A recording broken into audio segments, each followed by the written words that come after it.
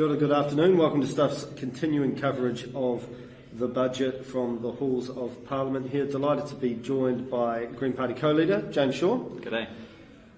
What's your verdict?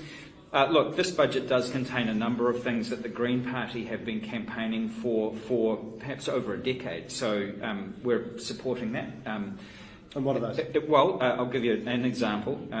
Half-price public transport for people under the age of 25, free public transport for people under the age of 12.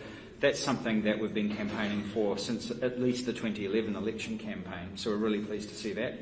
Early childhood extension to 2-year-olds, I think that'll make a big difference to families with small children, and that's something, again, that we've campaigned for in previous years as well. Those are pretty substantial, and they will make a real difference to families with children and young people in them at this time. A bigger deficit than expected over the next year. How does that sit with the Green Party? Well, we don't have a particular problem with that, and I think it's pretty justifiable if you look at the fact that we've had the second worst weather event in New Zealand's history in Cyclone Gabrielle. Hundreds of millions, billions of dollars worth of damage, particularly in the Hawke's Bay and Tairāwhiti. I think kicking out the date by which you make it back into surplus by 1 year is a pretty easy call to make, given the circumstances that people find themselves in.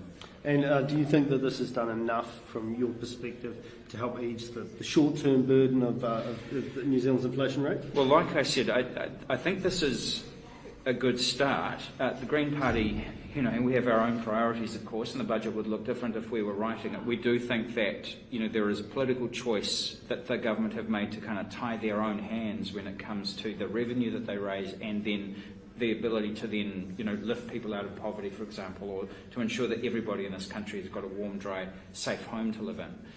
Those sort of things are choices that any government makes, and therefore we would say that the fact that we still have people living in poverty is actually a political choice. Let's go back to, obviously, an area close to your heart, climate change.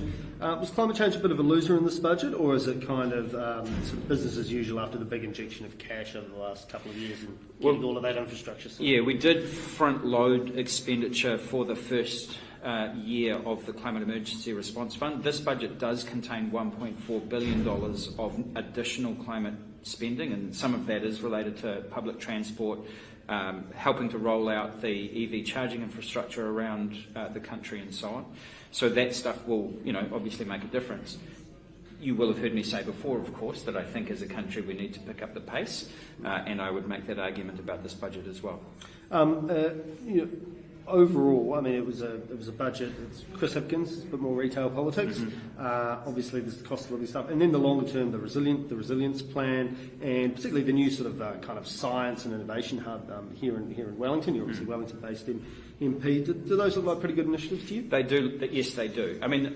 I don't think there was anything in this budget that I would argue strongly against. And there were certainly no dead rats that we would have to swallow whilst voting for it.